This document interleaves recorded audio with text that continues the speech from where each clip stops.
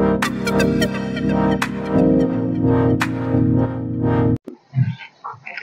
students, তোমালোকৰ কাৰণে এটা ইনফৰমেশন লৈ আনিছো। ইনফৰমেশন মানে কি হয়, অকমান স্ট্ৰেটেজি বুলি ক'ব পাৰা।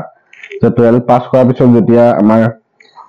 কিছু ছাত্ৰ ছাত্ৰীসকলৰ কি কৰিব মন যায়, আমাৰ ইণ্ডিয়ান আৰ্মি বা সৰুৰে পৰা Indian army, Indian navy, Indian air ফ'ৰ্চত যোৱাৰ সপোন থাকে। ঠিক আছে, তাৰ কাৰণে তেওঁলোকে সৰুৰে পৰা মানসিকভাৱে হওক বা শাৰীৰিকভাৱে হওক প্ৰিপাৰেচন চলাই থাকে। ঠিক আছে, তো তাৰ কাৰণে আমাৰ এটা এক্সাম আছে। UPSC সদায় প্ৰতি বছৰে দুবাৰ কণ্ডাক্ট কৰে। এই এক্সামটোৰ নামটো কি বুলি কোৱা হয়, NDA, নেশ্যনেল ডিফেন্স একাডেমীৰ যোনটো এক্সাম হয়। সেই এক্সামটো দুটা স্তৰত হয় এক্সামটো। গতিকে সেই NDA এক্সামটো বিশেষকৈ কি ষ্ট্ৰেটেজি ফলো কৰিব লাগিব। ঠিক আছে, কেতিয়া এক্সামটো হয়, এজ লিমিট কিমান হয় বা এজ ক্ৰাইটেৰিয়াটো কিমান, ক্লাছ 11ৰ ষ্টুডেণ্টে পাৰিবনে নোৱাৰে। ঠিক আছে, ক্লাছ 12 ষ্টুডেণ্টে পাৰিবনে নোৱাৰে, এজ কিমান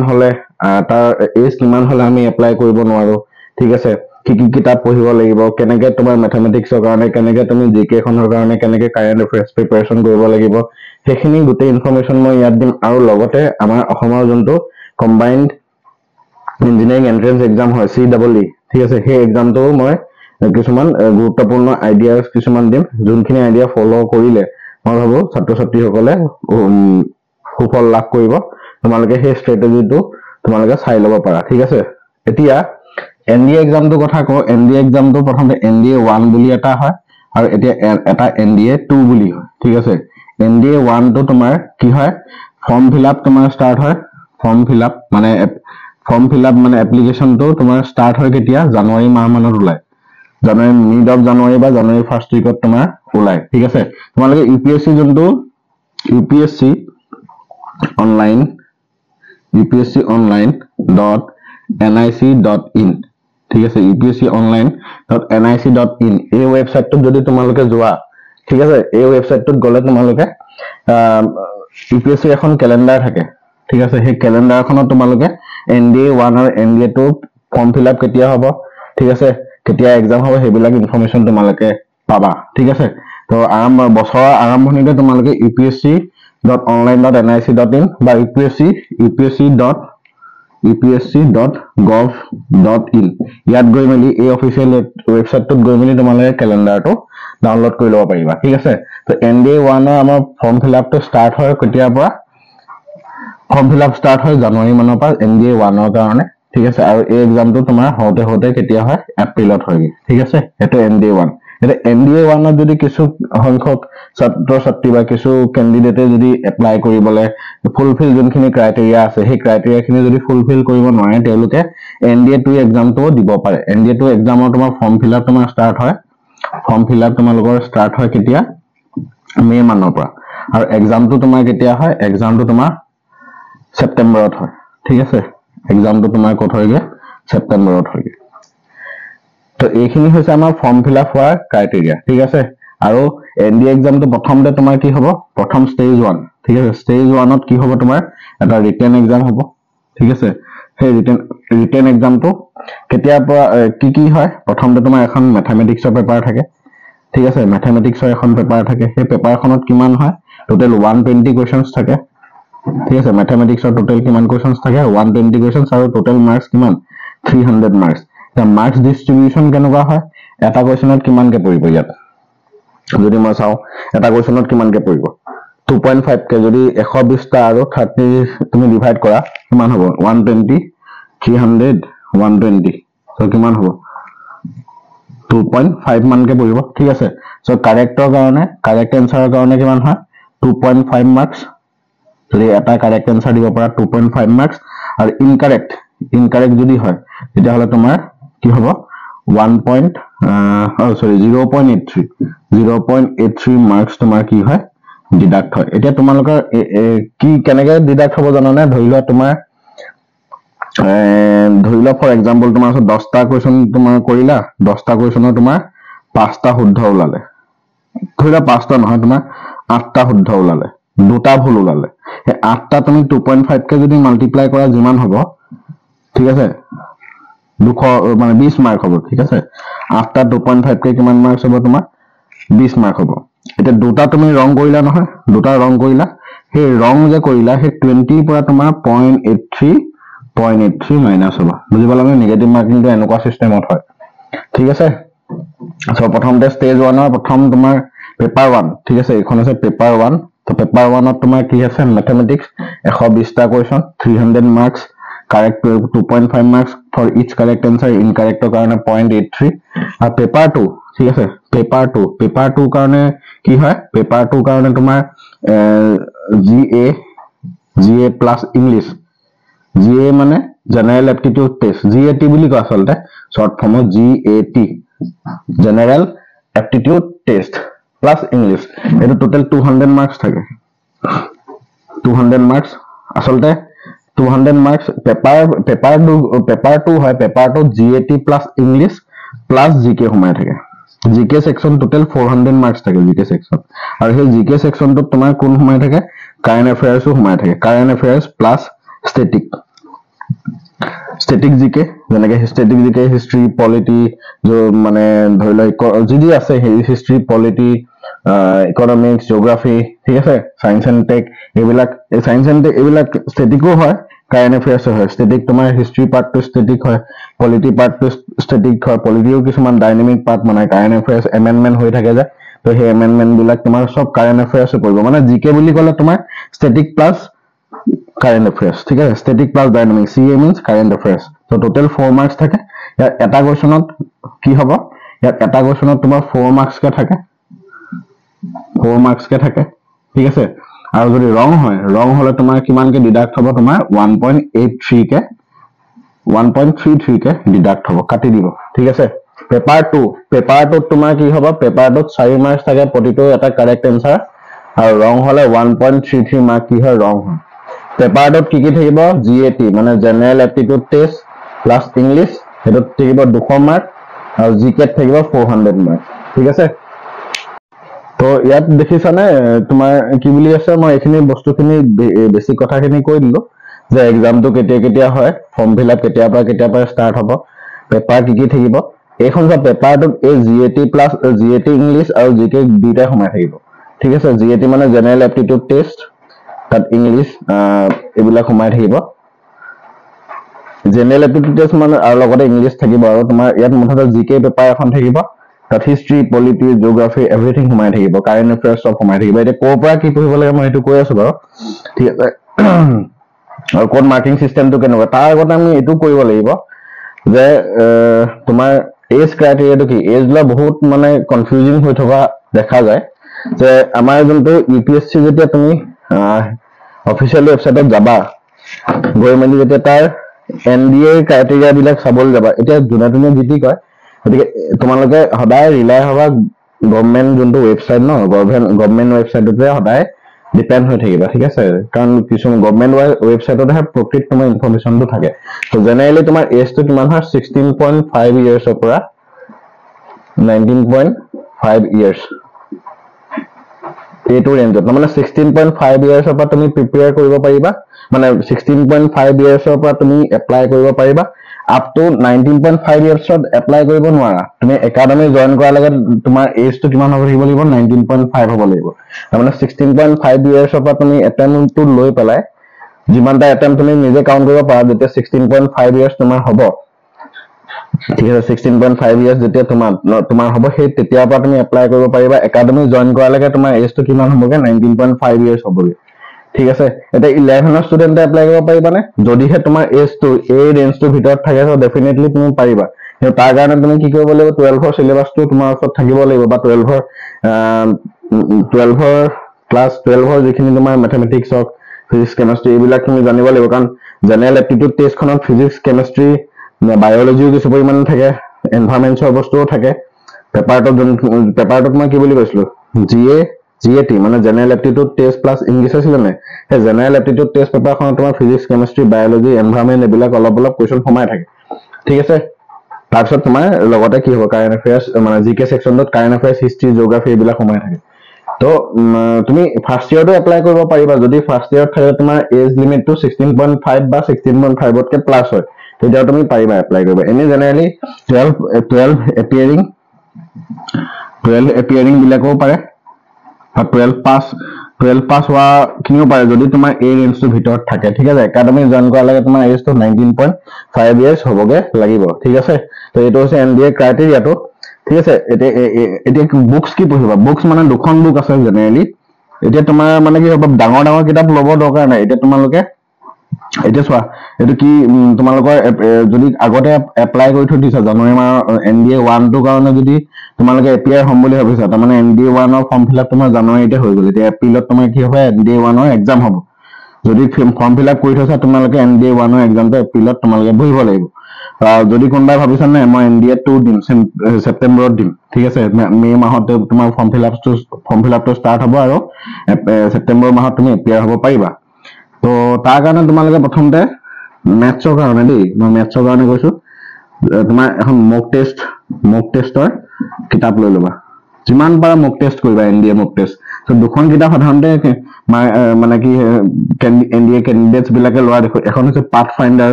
ফাইণ্ডাৰ্ছৰ লয় বহুতে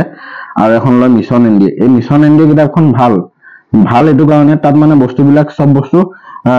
কিবা এটা কোৱেশ্চন যদি তুমি কৰিলা সাপোজ কিবা এটা তুমি কোৱেশ্চন কৰিলা সাপোজ নোৱাৰিলা বা ডাউট আছে সেই ডাউট খিনি মানে সলভ কৰি দিয়া থাকে তুমি মানে পিছত বেলেগ এটা কোৱেশ্চন এটেম্প কৰিবৰ কাৰণে তুমি কনফিডেন্ট হ'বা মানে ধৰিলা কিবা এটা কোৱেশ্চন তুমি বা নিউমেৰিকেল এটা কৰিলা মানে মেথছৰ তুমি অংক এটা কৰিলা এনসাৰটো বোলে ভাল পৰা নাই তুমি চেক কৰি চাব পাৰা ডিটেইলছত ধুনীয়াকৈ এনসাৰটো দিয়া থাকে সব মিছন এনডি কিতাপখন ল'ব পাৰা পাথ ফাইণ্ডাৰ্ছৰ কিতাপখনো ভাল এইখন কিতাপ সাধাৰণতে বেছি ষ্টুডেণ্টে লোৱা দেখা যায় ঠিক আছে তাৰপিছত তোমাৰ জিকে সেকশনটোৰ কাৰণে যোনটো জিএটি পেপাৰ 2 এইটো পেপাৰ 1 ৰ কাৰণে তুমি মক টেষ্ট যিমান পাৰা কৰা ঠিক আছে যদি কাবা কিবা ডাউটছ এইচএস ফাৰ্স্ট ইয়াৰ হওক বা এইচএস সেকেন্ড ইয়াৰ হওক কিবা যদি মেথছত ডাউট আছে তোমালোকে মেইনলি বেসিক্স বিলাক ক্লিয়াৰ কৰি ল'বা সোনকালে বেসিক্স ক্লিয়াৰ কৰি ল'বা 11 12 ৰে মেথছ আহে বেসিক্স ক্লিয়াৰ কৰি ল'বা ঠিক আছে বেসিক ক্লিয়াৰ কৰি লোৱাৰ পিছত তোমালোকে যিমান পাৰা মক টেষ্ট দিবা এনডিএ লেভেলৰ এনেকা কিতাপ লৈ নিবা এই দুখন মই এনে ৰেকমেন্ড কৰিছো আৰু তোমালোকে সাৰ্চ কৰি চাবা কি কিতাপ ভাল হয় জেনেৰেলি এই দুখনৰ কিতাপৰ কথাই কয় বেসিক্সটো ক্লিয়াৰ কৰি ল'বা বেসিক্সটো যদি ক্লিয়াৰ হয় তেতিয়ালে যিমান পাৰা তোমালোকে এতিয়া মানে বেলেগকে নহয় যিমান পাৰা কোৱেশ্চন সলভ কৰা যিমান পাৰা কোৱেশ্চন যদি তোমালোকে এপ্ৰিলত দিম বুলি ভাবিয়ে আছা নহয় তোমালোকে যিমান পাৰা কোৱেশ্চন সলভ কৰা তাৰ বাহিৰে বেলেগ উপায় নহব মানে মক টেষ্ট দিবা যিমান পাৰা মক টেষ্ট দিবা যিমান পাৰা তুমি পেপাৰ কৰা যিমান পাৰা পিৱাইকিউ সলভ কৰা ঠিক আছে যিমান পাৰা পিৱাইকিউ সলভ কৰা পিৱাইকিউ খিনি ক'ত পাবা বেলেগ ক'তো তুমি ডাইৰেক্ট ইউপিএসসি ৱেবসাইটত গৈ পেলাই তোমাৰ পিৱাইকিউ সেকশন এটা আছে তাত তুমি পাই যাবা এনডিএ কোৱেশ্চনছ পেপাৰ বিলাক ঠিক আছে আৰু জিএটি ইংলিছ সেকশনটোৰ কাৰণে তোমাৰ কি হ'ব ইংলিছ সেকশনটোৰ কাৰণে তুমি প্ৰেক্টিস কৰি থাকিবা গ্ৰামাৰ সেকশন হয় কম্প্ৰিহেনসিভ পাৰ্ট বিলাক পেছেজ বিলাকৰ পৰা কোৱেশ্চন আনসাৰ কেনেকৈ আমি কৰিব লাগে তো ইংলিছ সেকশনটো যেতিয়া আমি এইচএস ফাৰ্স্ট ইয়াৰত সোমাই যাওঁ তেতিয়াৰ পৰা আমাৰ কি হ'ব ইংলিছটো পঢ়িয়ে থাকো হয় সেই ক্লাছ 11 12 লেভেলৰ ইংলিছ আহে গতিকে ক্লাছ 11 আৰু 12 লেভেলত কি ধৰণৰ কম্প্ৰিহেনচন কি ধৰণৰ গ্ৰামাৰ ইউজ হয় তোমালোকে 11 12 টো পঢ়িয়ে আছা গতিকে তোমালোকে জানা ঠিক আছে আৰু এটো এই জন্তু কথা মই কৈ আছো সেইখিনি ক্লাছ 10 পাস কৰা ষ্টুডেন্ট খিনিও বা মই ক্লাছ 10 পাস কৰিলো পাস কৰাৰ পিছত মই 11 12 ত যেনিবা মই সায়েন্সত লগাম বুলি ভাবিছো ঠিক আছে সায়েন্স আৰু কমাৰ্চ দুইটা ষ্ট্ৰীমৰ ষ্টুডেন্টে এপ্লাই কৰিব পাৰে একৰ্ডিং টু অফিচিয়েল ৱেবছাইট বাট সায়েন্সৰ ষ্টুডেন্টৰ কাৰণে বেছি সুবিধা হয় কাৰণ সায়েন্সত ফিজিক্স কেমিষ্ট্ৰি এইবিলাক আছে আৰু মেথছ এইবিলাক আছে কিন্তু কমাৰ্চ সেকশনটোত এইবিলাক ফিজিক্স কেমিষ্ট্ৰি নাথাকে কাৰণে সেকেন্ড পেপাৰখন টাফ হৈ যায় বাৰু এতিয়া কি হয় তোমাৰ ক্লাছ 10 পাস কৰা ষ্টুডেন্টৰ কাৰণে এই ভিডিওটো তোমালোকে চাব পাৰিবা কাৰণ কেলে এই তোমালোকে যদি ক্লাছ 10 ৰ পিছত মই সায়েন্স পঢ়ি পেলাই মই ইণ্ডিয়া যোৱা সপোন আছে মই যদি Indian army Indian navy Indian air ফ'ৰ্চত যোৱা সপোন আছে তোমালোকে এতিয়াৰ পৰাই তোমালোকে সেই এনডিএলৈ যোৱা মাইন্ডছেটটো বনাব লাগিব ঠিক আছে সেই পিছলে বা এক্সাম শেষ হ'ব বা 11 পাস কৰি লম তাৰ পিছত নহয় তুমি এতিয়াৰ পৰাই তোমাৰ ফিজিক্যাল ফিটনেস তোমাৰ মেন্টাল ফিটনেস তোমাৰ কোৱেশ্চন কৰা এবিলিটি এইবিলাক তোমালোকে কি কৰিব লাগিব এতিয়াৰ পৰা শিকিব লাগিব যদি ক্লাছ 10 ৰ পৰা তোমালোকে এইম লৈছা মই ইণ্ডিয়া যাম ইণ্ডিয়ান আৰ্মি যাম তো এতিয়া তুমি ক্লাছ 10 পাস কৰাৰ পিছৰ পৰা তুমি কি কৰিব লাগিব সেই এক্সামটোৰ কাৰণে তোমাৰ মেন্টালি বা ফিজিক্যালি প্ৰিপেয়াৰ হ'ব লাগিব ঠিক আছে তোমালোকেও চাব পাৰা ভিডিওটো তো ইয়াৰ কাৰণে জিএটি ইংলিছ আৰু তোমাৰ কি হৈছে কাৰেণ্ট এফেয়াৰ্স ঠিক আছে জিকে তো জিকে আৰু জিকে কাৰণে মই এখন ভাল কিতাপ তোমালোকক ৰেকমেন্ড কৰো তো সেই কিতাপখন তোমাৰ হৈছে তোমাৰ লুচেন্ট জিকে এই কিতাপখন বহুত ভাল কিতাপ ঠিক আছে তোমালোকে লেটেষ্ট এডিশনখন লৈ ল'বা ঠিক আছে লেটেষ্ট এডিশনৰ মানে তাত কি হ'ব কিছুমান কাৰেণ্ট এফেয়াৰ্স সোমাই থাকে ঠিক আছে ইংলিছৰ কাৰণে তোমালোকে ইংলিছৰ কাৰণে ঢেৰ কিতাপ আছে তোমালোকে বেলেগ ইমান ফলো কৰিব নালাগে ইংলিছৰ কাৰণে যিমান তোমালোকে মক টেষ্ট পাৰা মক টেষ্ট দিবা ঠিক আছে মক টেষ্ট দিব পাৰা ঠিক আছে আৰু ভাল যিকোনো ধৰণৰ আৰিহান্তৰ কিতাপ লৈ ল'ব পাৰা আৰিহান্তৰ ইংলিছ কিতাপ লৈ ল'ব পাৰা বা বিশেষকৈ মই সাজেষ্ট কৰোঁ তোমালোকে মক টেষ্ট দিয়া যিমান পাৰা ঠিক আছে যিমান পাৰা ইংলিছৰ কাৰণে মক টেষ্ট দিয়া সেই মক টেষ্ট দিলে হৈ যাব কাৰেণ্ট এফেয়াৰ্সৰ কাৰণে তোমালোকে কিছুমান ৱেবছাইট ফলো কৰিব পাৰা কিছুমান মেগাজিন ফলো কৰিব পাৰা এখন মেগাজিন আছে কুৰুক্ষেত্ৰ বুলি কয় কুৰুক্ষেত্ৰ বুলি এখন মেগাজিন আছে ভিজন আইএছ বুলি এটা ভিজন আইএছে সদায় কি উলিয়ায় মেগাজিন উলিয়ায় উইকলি আৰু মান্থলি মেগাজিন উলিয়ায় ঠিক আছে মান্থলি মেগাজিন এইখন ফলো কৰিবা মান্থলি মেগাজিন ফলো কৰিব পাৰা ঠিক আছে vision IS monthly magazine Kurukshetra আৰু গভ ৱেবছাইট বেছিকে তোমালোকে গভ ৱেবছাইট বিশেষকে তোমালোকে এইটো PIB India.gov তাৰপিছত DRDO ৱেবছাইট তাৰপিছত তোমাৰ মিনিষ্ট্ৰি অফ হোম এফেয়াৰ্স ঠিক আছে তাৰপিছত defence ministry of defence administration এইবিলাক তোমালোকে ৱেবছাইট তোমালোকে যাব পাৰা এইকেইটা ৱেবছাইট ফলো কৰিলে তোমালোকৰ কাৰেণ্ট এফেয়াৰ্সৰ কাৰণে হৈ যাব তোমালোকে বোলে টাইম নহলে তোমালোকে এটা কাম কৰিব পাৰা বেষ্ট কৈছো কি তোমালোকে এই ভিজন আইএছৰ মান্থলি যোনখন মেগাজিন ওলাই সেই মান্থলি মেগাজিন বিলাক তোমালোকে ফ্ৰী অফ কষ্ট তোমালোকে ৱেবছাইটত গ'লে পাই যাব ফ্ৰী অফ কষ্ট তো সেইখন ডাউনলোড কৰি সেইখনৰ বস্তুখিনি তোমালোকে পঢ়িব পাৰা ঠিক আছে কাৰেণ্ট এফেয়াৰ্সৰ ৱেট টেষ্টটো আছে কাৰেণ্ট এফেয়াৰ্স সেকশনটো কি হয় বহুত ডাইনামিক সেকশন হয় তোমাৰ ডে টু ডে লাইফৰ লগত হৈ থকা ইভেন্টৰ ওপৰতে তোমাৰ এইখিনি আহে ঠিক আছে তো তোমালোকে প্ৰিপাৰেচন এনেকৈ কৰিব লাগিব ঠিক আছে তুমি লাগে NDA 1 এক্সাম দিয়া NDA 2 এক্সাম দিয়া দুইটা ক্ষেত্ৰতে তোমাৰ ষ্ট্ৰেটেজি একেটাই হয় ঠিক আছে সেকেন্ড পেপাৰখন তোমাৰ 600 মাৰ্কস থাকে যত তোমাৰ কাৰেণ্ট এফেয়াৰ্সৰ ৱেট টেষ্টটা বেছি থাকে ঠিক আছে ইংলিছ আৰু জিএটি যদি তুমি কমপ্লিট কৰিব পাৰা তাত তুমি কি পাবা 200 মাৰ্ক পাবা আৰু এই জিকে যত তোমাৰ কি হ'ব হিষ্ট্ৰী এতিয়া ধৰি লোৱা তোমাৰ কি কৰিলা জিকে সেকশনত তোমাৰ কি থাকিব হিষ্ট্ৰী আছে তো হিষ্ট্ৰী যেনিবা তোমাৰ ধৰি লোৱা গান্ধীয়ান এৰাৰ ওপৰত কোৱেশ্চন আহিলে ঠিক আছে হিষ্ট্ৰী যেনিবা গান্ধীয়ান এৰাৰ ওপৰত তোমাৰ কোৱেশ্চন আহিলে তো গান্ধীয়ান এৰাৰ ওপৰত কোৱেশ্চন আহিলে তুমি গান্ধীজীৰ কথা গোটেইখন পঢ়িব নালাগে তো তাত তুমি কি কৰিব লাগিব তোমাৰ গান্ধী যেনেকে সাউথ আফ্ৰিকাত থাকোতে তেওঁ কেতিয়া সাউথ আফ্ৰিকাত গৈছিলে সাউথ আফ্ৰিকাৰ পৰা কেতিয়া উভতিছিলে প্ৰবাসী ভাৰতীয় দিৱস ঠিক আছে সেইবিলাকৰ ওপৰত গান্ধী আমাৰ ফ্ৰীডম মুভমেন্টত গান্ধী ৰোলছ বিলাক কেনেকুৱা আছিলে ঠিক আছে ধৰি লোৱা গান্ধী যোনটো সল্ট সত্যাগ্ৰহ হওক বা Gandhi non cooperation movement quit India movement এইবিলাক যিমান আছিলে গান্ধীয়ান এৰাৰ লগত ৰিলেটেড 1915 9 জানুৱাৰীত তোমাৰ কি আছিলে সাউথ আফ্ৰিকাৰ পৰা গান্ধীজী ইণ্ডিয়ালৈ আহিছিলে হয়নে তাৰপিছত সেইদিনাখনকে প্ৰবাসী ভাৰতীয় দিৱস বুলি কোৱা হয় তাৰপিছৰ পৰা 1970 পৰা সবৰমতীৰ পৰা তেওঁ সত্যাগ্ৰহ আৰম্ভ কৰে ঠিক আছে তাৰপিছত আহমেদাবাদ তাৰপিছত খেৰা এনেকুৱা ধৰণৰ তোমাৰ সত্যাগ্ৰহ বিলাক আৰম্ভ হয় তাৰপিছত লাহে লাহে নন কপাৰেশন মুভমেন্ট যায় তাৰপিছত তোমাৰ সিভিল ডিজঅবিডিয়েন্ট মুভমেন্ট তাৰপিছত তোমাৰ কি হয় কুইট ইণ্ডিয়া মুভমেন্ট এনেকুৱা ধৰণৰ ঢেৰ আছে নহয় সেইবিলাক বস্তু অকল সিম্পল ফেক্টছ বিলাক পঢ়িব লাগিব তোমালোকে গোটেই গান্ধীজী হিষ্ট্ৰী ক'ত জন্ম হৈছিলে গান্ধীজী কি কৰিছিলে গান্ধীজী ক'ত পঢ়িছিলে সেইবিলাক নালাগে ঠিক আছে তোমালোকে জাস্ট সিম্পল ফেক্টছ বিলাক সেই ফেক্টছ বিলাকেই আহে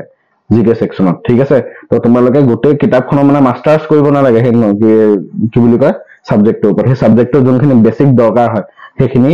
পঢ়িলে হ'ব আৰু তাৰ কাৰণে বেষ্ট কিতাপ তোমালোকৰ এখন মই ক'লো নহয় লুচেন জিকে এখন পঢ়িলে তোমালোকৰ এই জিকে সেকশনটোৰ কাৰণে সাফিচিয়েন্ট হয় কাৰেণ্ট এডিশনটো ল'বা আৰু কাৰেণ্ট এফেয়াৰ্সৰ কাৰণে দুই এটা তোমালোকে এই মেগাজিনখন ফলো কৰিব পাৰা ভিজন আইএছ বা কুৰুক্ষেত্ৰ বুলি তো ভিজন আইএছখন ফলো কৰিব পাৰা আৰু এই গভৰ্ণমেণ্ট যোনটো অফিচিয়েল ৱেবছাইট মই দিলো PIBindia.gov এই অফিচিয়েল ৱেবছাইটটো তুমি ফলো কৰি থাকিব পাৰা এই দুটা ভিজন আইএছ আৰু PIB ইণ্ডিয়া যদি ফলো কৰি থাকা তুমি